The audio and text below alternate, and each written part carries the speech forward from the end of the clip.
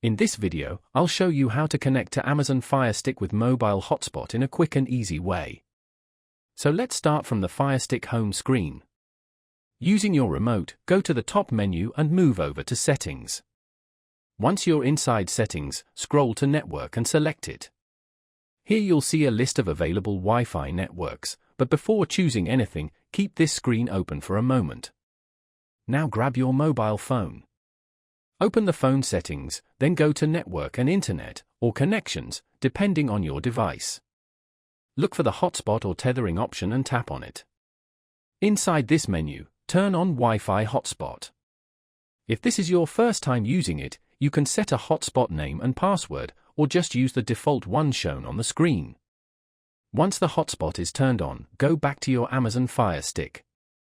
In the Network section, wait a few seconds and you'll see your mobile hotspot name appear in the list of available networks. Select your hotspot, enter the hotspot password using the on-screen keyboard, and then choose Connect. Give it a moment, and once the connection is successful, your FireStick will show that it's connected to the network.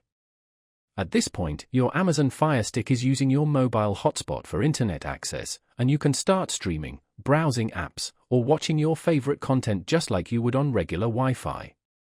If the connection doesn't work the first time, double-check that your hotspot is still turned on, your mobile data is active, and the password was entered correctly. Also keep your phone close to the FireStick for a stronger signal and more stable connection.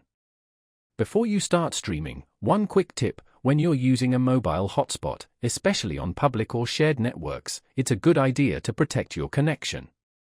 Using a trusted VPN like NordVPN can help keep your data private and secure while streaming, and it's a simple way to add extra protection when using your FireStick.